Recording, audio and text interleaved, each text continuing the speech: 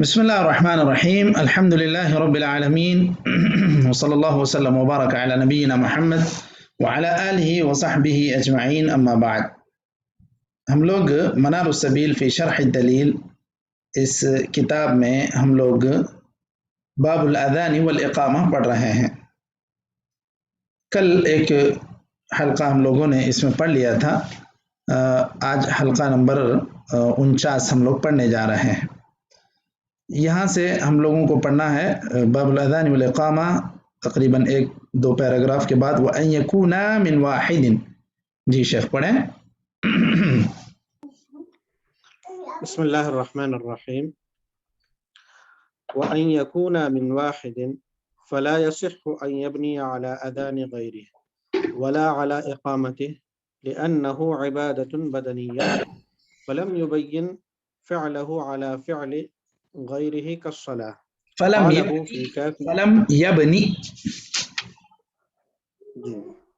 Film يبني فعله على فعل غيره كالصلاة. قاله في الكافي وفي الإنصاف. لو أذن واحد بعضه وكمله آخر لم يصح بلا خلاف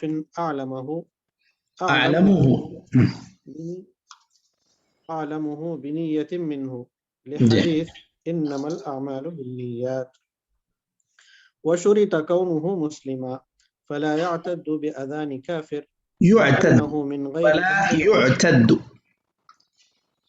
فلا يعتد بأذان كافر لأنه من غير أهل العبادات. ذكرا فلا يعتد بأذان أنثى لأنه يشرع فيه رفع الصوت وليست من أهل ذلك. قاله في الكافي عاقلا مميزا فلا يصح من مجنون وطفل لأنهما من غير فلا يصح من مجنون وطفل لأنهما من غير أهل العبادات. ناطقا لينطق به عدلا ولو ظاهرا فلا يصح أذان فاسق لأنه صلى الله عليه وسلم وصف المؤذنين بالأمانة والفاسق غير أمين. وأما مستور الحال فيصح أذانه. قال في الشرح بغير خلاف علمناه ولا يصحان قبل الوقت. قال في الشرح أما غير الفجر فلا يجزئ الأذان إلا بعد دخول الوقت بغير خلاف نعلمه. انتهى. لحديث إذا حضرت الصلاة فليؤذن لكم أحدكم إلا أذان الفجر فيصح بعد نصف الليل لحديث إن بلالا يؤذن بليل فكلوا واشربوا حتى يؤذن ابن أم مكتوم. متفق عليه. ورفع الصوت ركن ليحصل السماع المقصود بالإعلام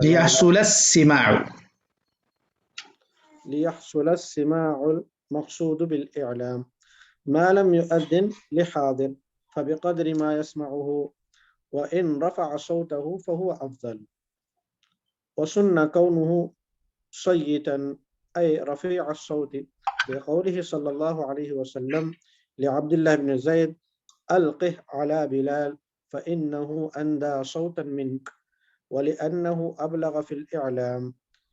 أمينا لأنه مؤتمن على الأوقات. ولحديث أمناء الناس على صلاتهم وسحورهم المؤذنون. رواه البيهقي. أمناء الناس على صلاتهم وسحورهم المؤذنون. رواه البيهقي من طريق يحيى بن عبد الحميد وفيه كلام. عالما بالوقت ليتمكن من الأذان في أوله ويؤمن خطؤه متطهرا لحديث أبي هريرة لا يؤذن إلا متوضئ. رواه الترمذي والبيهقي مرفوعا وروى موقوفا وهو أصح.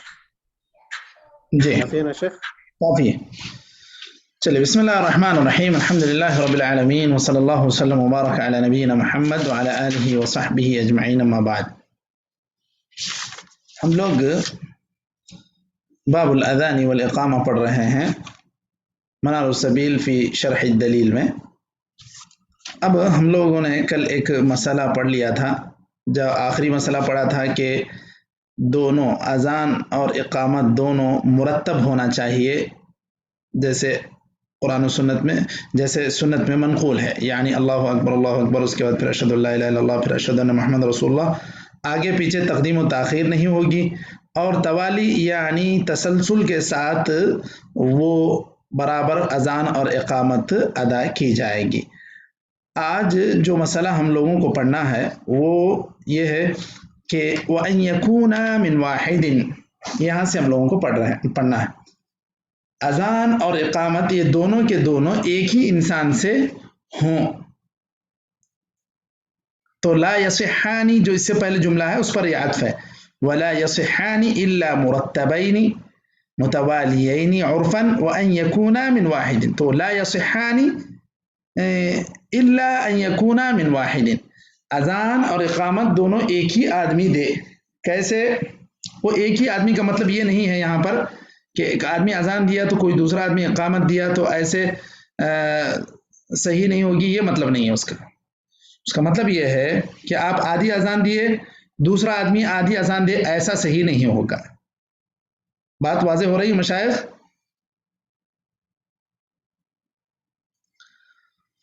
جی شیخ جی، فلا يصح ان يبني على اذان غيره، جیسے اب امام اذان دے رہا تھا مثال کے طور پر، اس کو کچھ کھانسی آ گئی، اب آواز اس کی کنٹینیو نہیں ہو پا رہی ہے، تسلسل جاری وہ نہیں رکھ پا رہا ہے، تو اب مؤذن جب پہنچ گیا، اب وہ ایسا نہیں کر سکتا کہ وہ اگر اشہد ان محمد رسول اللہ تک پہنچا تھا تو یہ آدمی جا کے حی علی الصلاح کر دے گا، ایسا نہیں ہو سکتا۔ وہ کنٹینیو نہیں کر پا رہا ہے اور بہت زیادہ اس کو یعنی کہ کھانسی یا بے ہوشی کوئی ایسی بات ہو گئی اس کے ساتھ، تو اس کو اذان شروع سے دینا پڑے گا۔ کیوں؟ تو وہ ان یبنی علی اذان غیرہ کا مطلب یہ ہے، بنا علی کا مطلب یہ ہے کہ اس کو بنیاد بنا کر آگے یہ نہیں بڑھ سکتا۔ فلا یصح ان یبنی علی اذان غیرہ، دوسرے کی اذان کو بنیاد بنا کر یہ مکمل نہیں کر سکتا۔ ولا علی اقامت ہی، اسی طرح اقامت کا بھی معاملہ ہے کہ اگر وہ آدھی اقامت دے دیا پھر اس کو کچھ کھانسی آنے لگی تو پھر سے شروع سے ہی اقامت دینی پڑے گی۔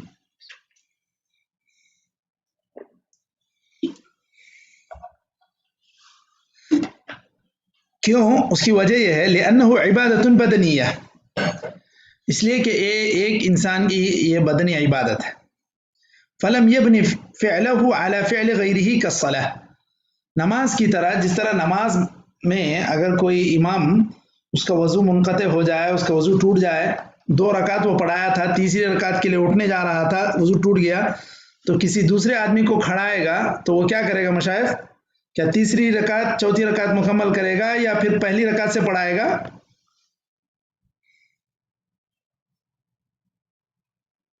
وہ جہاں سے چھٹی ہے وہیں سے پڑھائے گا۔ جی، جہاں سے چھٹی ہے وہیں سے پڑھائے گا۔ مثلا جو ہے مغرب تھی، 2 رکعت وہ پڑھا دیے تھے، تیسری رکعت پڑھا کے وہ سلام پھیر دے گا، تو یہ نماز کا معاملہ ہے۔ لیکن اذان میں ایسا نہیں ہو سکتا، اقامت میں بھی ایسا نہیں ہو سکتا، کیونکہ یہ ایک انسان سے ہی ہونے والی یہ عبادت ہے، تو ایک آدمی نے جو نیت کی تھی یا تو وہ پورا کرے، اگر وہ نہیں کر سکتا تو پھر اس کے بجائے کوئی دوسرا آدمی ہی اثر نو اس عبادت کو انجام دے۔ ٹھیک ہے مشائخ؟ تو یہ ان کے بولنے کا مطلب ہے کہ آدھی اذان کوئی دے پھر آدھی اذان اس کی مکمل نہیں کر سکتا، چاہے تو وہ اذان شروع سے دے گا۔ بات واضح ہوئی؟ جی جی جی ماشاء اللہ۔ جی، لو وفي الانصاف لو اذن واحد بعضه وكله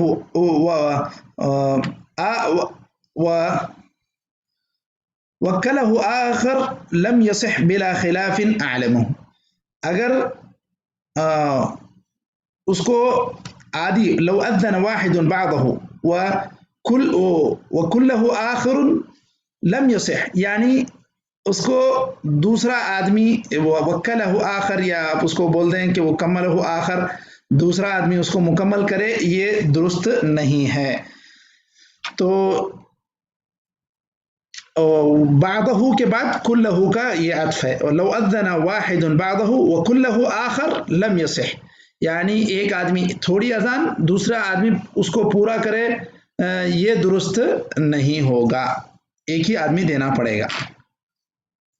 بلا خلاف اعلمہ، وہ صاحب انصاف کا کہنا، بنیت منہ لحدیث انما الاعمال بالنیات، یہ انما الاعمال بالنیات، وہ آدمی اذان کی نیت کیا تھا، آپ تو خاموش اذان سننے کی نیت سے کھڑے تھے، آپ اچانک اذان آدھے سے دیں گے تو یہ درست نہیں ہوگا، اس لیے آپ کو شروع سے دینا ہے۔ اس کے بعد دوسری جو شرط یہاں پر ذکر کی جا رہی ہے وَشُرِطَ كَوْنُهُ مُسْلِمًا، یہ بھی شرط لگائی جا رہی ہے کہ یہ آدمی مسلمان ہو جو اذان دینے والا ہے۔ فَلَا يُعْتَدُّ بِأَذَانِ كَافِرٍ لِأَنَّهُ مِنْ غَيْرِ أَهْلِ الْعِبَادَاتِ، کافر آ کے اذان دے دے تو یہ درست نہیں ہوگا، کیونکہ وہ اہل عبادات میں سے نہیں ہے، جو آدمی اہل عبادات میں سے نہیں وہ مسلمان ہی نہیں، اس کی اذان کا کوئی اعتبار ہی نہیں۔ ذکرن، پھر مرد آدمی ہی اذان دے مؤذن، فلا يعتد بأذان انثى، عورت کی اذان کا اعتبار نہیں ہوگا، لأنه يشرع فيه رفع الصوت، کیونکہ یہاں پر آواز بلند کرنا یہ مشروع ہے، مستحب ہے، عورت تو یہاں پر آواز نہیں بلند کر سکتی اس لیے۔ وَلَيْسَتْ مِنْ أَهْلِ ذَلِكَ، عورت تو یہ آواز بلند کرنے والوں میں سے نہیں۔ عاقلا ممیزا، وہ جو آدمی اذان دے رہا ہے اس کو سمجھداری بھی ہونی چاہیے، سمجھ بھی ہونی چاہیے، عقل بھی ہونی چاہیے، ممیز بھی وہ ہو، اتنی عمر ہو اس کی کہ کچھ اس کو عقل و دانش ہو۔ فلا يصح من مجنون وطفل، کیا کہتے ہیں، ایک پاگل انسان جو ہے اذان دے دے یا پھر بہت ہی چھوٹا بچہ اذان دے دے تو یہ درست نہیں ہوگی، یہ بتلا رہے ہیں۔ لأنہما من غیر اہل العبادات، ان کا کہنا ہے کہ یہ اہل عبادات میں سے نہیں ہے، اہل عبادات میں سے نہیں کا مطلب ہے کہ ان کے اوپر فرض نہیں، ورنہ بچہ بھی تو عبادت تو کرتا ہے لیکن ان کے اوپر فرض نہیں ہے، اس اعتبار سے یہ کہہ رہے ہیں۔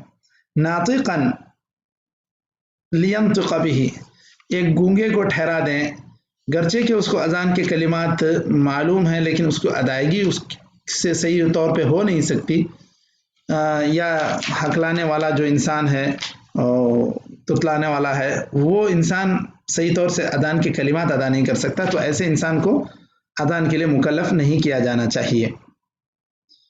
عدلا ولو ظاہرا، وہ انسان ایک امانت دار شریف انسان ہو اس اعتبار سے تو ہی وہ مناسب ہے۔ ولو ظاہرا، گرچہ کہ ظاہر میں یہی نظر آتا ہے کہ وہ ایک امانت دار دیندار انسان ہے، ہو سکتا ہے اندر کا حال کچھ اور ہو، اللہ بہتر جانتا ہے۔ جب تک اس کے خلاف کوئی بات واضح نہ ہو، ثابت نہ ہو، اس کو ایسے ہی دیندار ہی مانا جائے گا، اس کو ایک امانت دار انسان ہی مانا جائے گا۔ فلا يصح اذان فاسق، فاسق کی اذان درست نہیں ہوگی، یہ بتا رہے ہیں، کیونکہ یہ ایک امانت دار لوگوں کا پیشہ ہے۔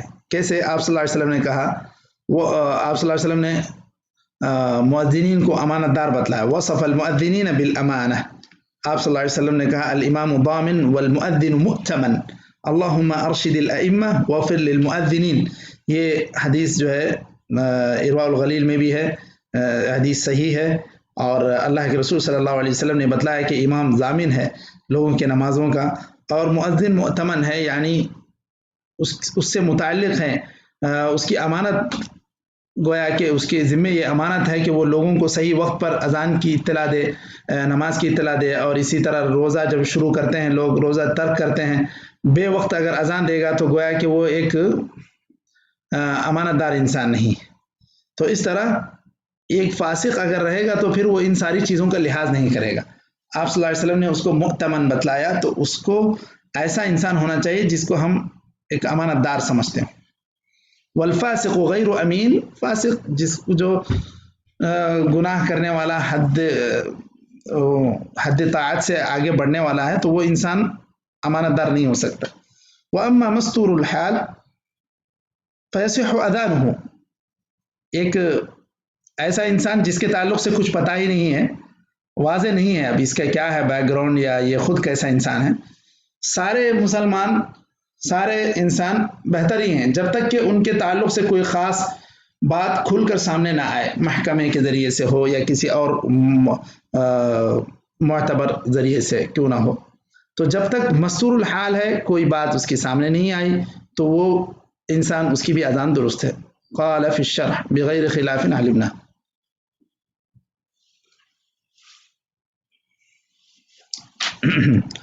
اس کے بعد یہاں پر دیکھیے ایک اور بات ذکر کر رہے ہیں، ولا یصحان قبل الوقت. اذان جو ہے وقت سے پہلے نہیں دی جا سکتی. قال فی الشرح اما غیر الفجر فلا يجزئ الاذان الا بعد دخول الوقت بغیر خلاف نعلمه. فجر کے علاوہ کسی بھی وقت اذان وقت سے پہلے نہیں دی جائے گی. فجر میں دی جا سکتی ہے، کیوں؟ اس کے لیے حدیث سے دلیل ہے. لحدیث اذا حضرت الصلاة فلیؤذن لکم احدکم. جب نماز کا وقت ہو جائے تو اسی وقت تم لوگ اذان دو. اچھا، اذان الفجر اس کے لیے دلیل کیا ہے؟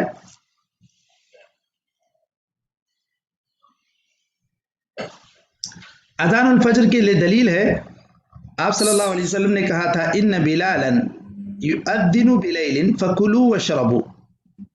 حضرت بلال جو اذان دیتے ہیں وہ رات ہی میں دیتے ہیں، تو تم سحری کرو، کھاؤ پیو. حتی یؤذن ابن ام مکتوم. عبداللہ ابن ام مکتوم جب تک اذان نہ دیں تم کھانا پینا سحری کرنا جاری رکھو.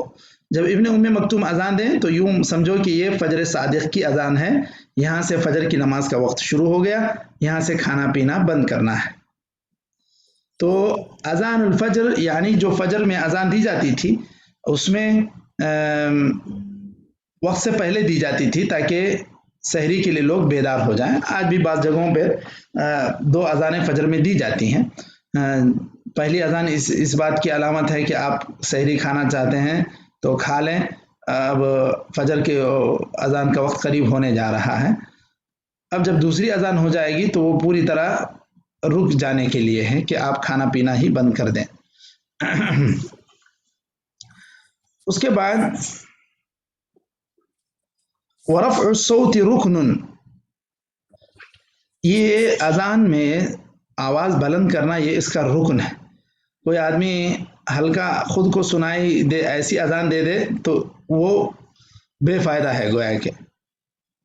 لیحصل السماع المقصود بالاعلام، ایسے ہی اتنی بلند آواز تو ہو کم سے کم کہ آس پاس کے لوگوں کو سنائی دے. ما لم يؤذن لحاضر فبقدر ما يسمعه. اگر کسی 1-2 انسان یہ لوگ سفر میں جا رہے ہیں، اب وہاں پر اب ان کو نماز پڑھنا ہے، اب اذان دے رہے ہیں، وہاں پہ اتنی بلند آواز سے نہیں دیے تو بھی چل جائے گا. کیوں؟ اس لیے کہ بس اب یہ دونوں ہی نماز پڑھنے والے ہیں. وَإِن رَفَعَ صَوْتَهُ فَهُوَ أَفْضَلُ. آپ کسی جنگل میں بھی دیتے ہیں، بہت بلند آواز سے دیں گے تو یہ زیادہ افضل ہے تاکہ وہ ساری مخلوقات جو آپ کی اذان سنیں وہ قیامت کے روز آپ کے حق میں شہادت دیں. وَسُنَّ كَوْنُهُ صَيِّتًا، یہ بہتر یہ ہے، مستحب یہ ہے، سنت یہ ہے کہ وہ آدمی رفیع الصوت ہو، بلند آواز والا ہو. بہت ہلکی آواز یا آواز ہی بند ہو جائے جس کی، ایسے انسان کی اذان سے مقصود حاصل نہیں ہوگا. کیونکہ حضرت عبداللہ ابن زید سے آپ صلی اللہ علیہ وسلم نے فرمایا تھا القہ علی بلال فإنه اندى صوتا منک. تم حضرت بلال کو یہ سارے کلمات سکھلاؤ کیونکہ وہ تم سے زیادہ اونچی آواز والے ہیں. وَلِأَنَّهُ أَبْلَغُ فِي الْإِعْلَامِ، زیادہ وہ ان کی آواز دور تک پہنچ جائے گی.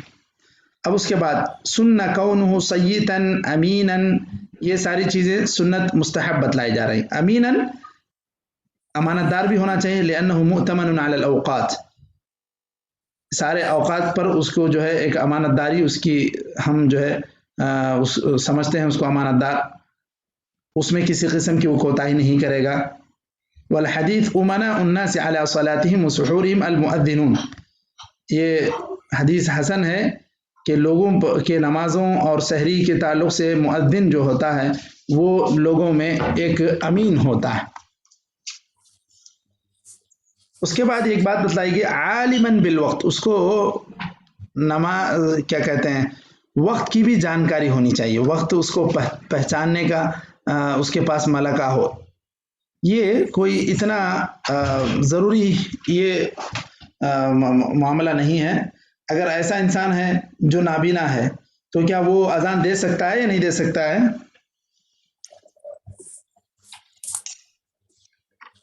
دے سکتا ہے شیخ، جی جیسے عبداللہ ابن ام مکتوم تھے. اس کی کیا صورت ہوگی؟ مزید کچھ وضاحت؟ ان سے کوئی کہے کہ جو ہے نا وقت ہو چکا ہے آپ اذان دے دیجئے تو پھر وہ اذان ضرور دیتے ہیں. ایوہ بالکل بالکل صحیح بات ہے، ماشاءاللہ. تو حضرت عبداللہ ابن ام مکتوم بھی جو اذان دیتے تھے وہ خود تو نابینا تھے، ان سے کہا جاتا تھا اصبحت اصبحت، بھائی صبح ہو گئی اب اذان دے دو، اذان کا وقت ہو گیا، تو وہ اذان دیتے تھے. تو اس طرح کوئی آدمی ان کے ساتھ ذمہ دار رہے جو ان کو ان ساری باتوں کے وقت کی اطلاع دے، تو نابینا کی اذان بھی قابل قبول ہے اور اس کی امامت بھی قابل قبول ہے، کسی قسم کی کوئی کراہت نہیں ہے. یہ صرف سننا کہہ رہے ہیں، یہ دیکھیے سنت ہے. اگر مستحب، سنت کا جب لفظ فقہی کتابوں میں استعمال ہوتا ہے تو اس کے معنی ہی مستحب کے ہوتے ہیں، تو یہ سننا کہا گیا. اگر عالماً بالوقت نہیں ہے تو بھی کوئی فرق نہیں پڑے گا. اسی طرح سنت ہے کہ وہ وضو کر کے دے دے، ورنہ وضو کے بغیر بھی ہو جائے گا. کیسے؟ دیکھیے بتا رہے ہیں، متطہراً. اچھا، وہ عالماً بالوقت کی شرح دیکھیے، لیتمکن من الاذان فی اولہ ویؤمن خطؤہ، اذان اول وقت میں دے سکے اور اس کی غلطی کا امکان نہ رہے، اس کی غلطی سے بچا جا سکے. متطہراً باوضو رہنا سنت ہے، واجب نہیں ہے. لحدیث ابی ہریرہ لا یؤذن الا متوضئ، وضو کیا ہوا انسان ہی اذان دے. یہ حدیث ارواء الغلیل میں شیخ البانی نے اس کو ضعیف قرار دیا کہ یہ اذان کے لیے وضو کرنا یہ سنت بھی انہوں نے کہا کہ یہ حدیث صحیح نہیں ہے، اس لیے سنت بھی اس کو نہیں کہیں گے کیونکہ حدیث مرفوع نہیں ہے. موقوفاً یہ صحیح ہے، یہ بات بہقی میں مذکور ہے. یہ حدیث ترمذی میں بھی ہے، بہقی میں. تو اگر کوئی انسان بغیر وضو کے بھی اذان دیتا ہے تو بھی درست ہے، کوئی فرق نہیں پڑتا. تو یہاں تک آج ہم لوگ رک جاتے ہیں. انشاءاللہ پھر جو متطہراً فیہما جو بات ہے وہاں سے ہم لوگ انشاءاللہ اس تسلسل کو آگے بڑھاتے ہیں. آج کے حلقے میں یہاں تک ہم لوگ رک جاتے ہیں. نکتفی بہذا القدر، وصلی اللہ وسلم وبارک علی نبینا محمد وعلی آلہ وصحبہ اجمعین. السلام علیکم ورحمۃ اللہ وبرکاتہ.